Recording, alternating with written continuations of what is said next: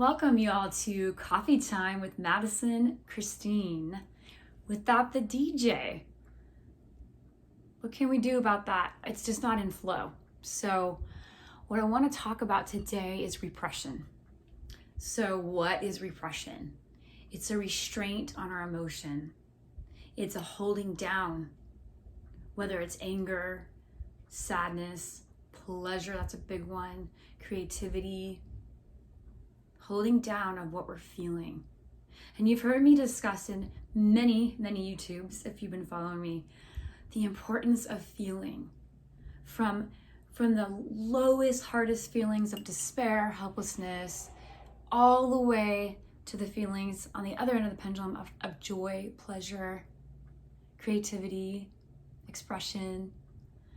So, you guys, repression runs deep in our history, and it runs deep when there's trauma.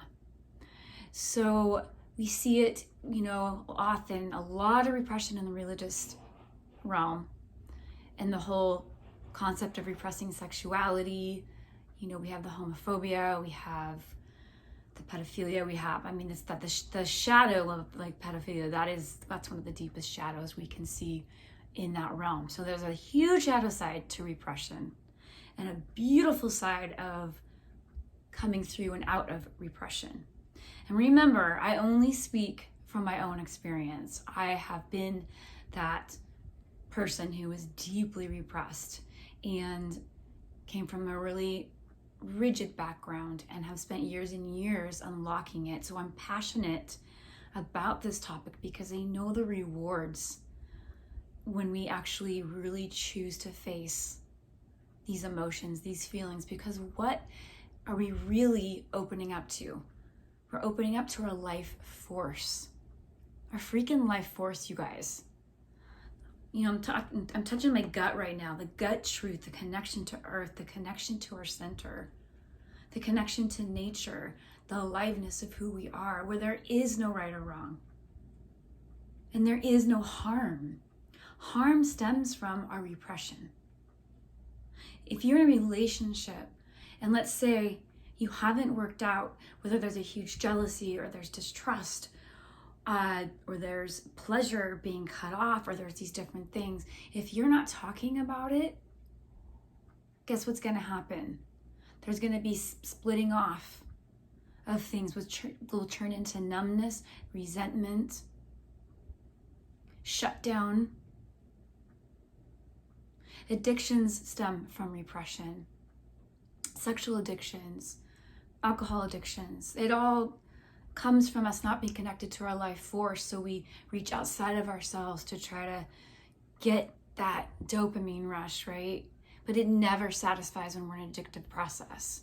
And I've been in an addictive process when I was with running, with exercise, with competing. So I have an experience, I know what it's like.